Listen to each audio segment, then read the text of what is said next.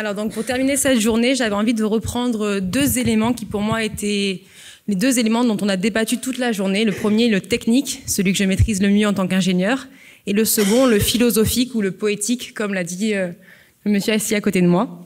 Donc pour le technique, on a parlé de matériaux, donc de matériaux, j'ai envie de dire, à abolir, comme le béton, l'acier ou les containers, les matériaux anciens qui reviennent, comme le bois ou la pierre, les matériaux nouveaux, comme les pierres carbone, ou encore des matériaux inattendus, comme le carton, les matériaux biosourcés qui viendraient remplacer le polystyrène.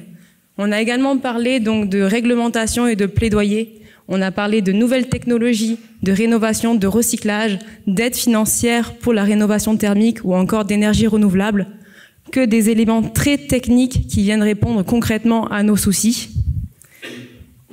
Et dans un deuxième temps, on a parlé de philosophie avec donc les mots de monsieur Besson, trouver sa place dans le monde, demeurer, vivre, exister ou éprouver, ou encore toute une réflexion sur l'usage.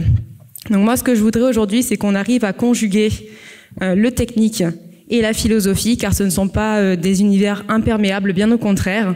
Je pense qu'il y a un lien fondamental à avoir entre ces deux éléments. Et au niveau philosophique, je pense qu'il devrait arriver bien plus tôt sur l'aspect dès le départ dans les projets, dans les avant-projets, au niveau de l'écriture des programmes pluriannuels ou au niveau de l'avant-projet de tout ce qui est des nouvelles constructions ou encore de la rénovation. Donc des solutions qui nous satisferont et qui dureront, d'où le thème de la journée, l'habitat durable. Donc j'ai le sentiment qu'on a énormément parlé de développement local aujourd'hui, qui est tout à fait à l'honneur. Et en fait, l'idée, ce serait vraiment d'avoir donc des matériaux locaux, de réduire le transport, évidemment, le développement économique, mais aussi tout le développement sociétal qui est mis en lumière pour le bien-être des habitants, pour qu'ils respectent mieux la terre qui, au final, est notre habitat premier. Donc aujourd'hui, je vais vous demander, pour être très brève, de repartir avec une idée, un devoir, si vous voulez.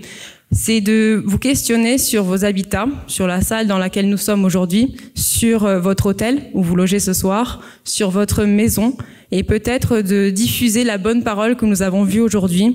D'un côté très optimiste, j'en ai bien conscience. On pourrait toujours me dire oui, mais cette solution n'est pas parfaite, certainement. Mais j'aimerais beaucoup que voilà, ce soir, on puisse discuter avec nos familles des différentes idées qu'on a eues aujourd'hui et qu'on sème quelque part des graines partout autour de nous pour que la révolution s'amorce. Voilà.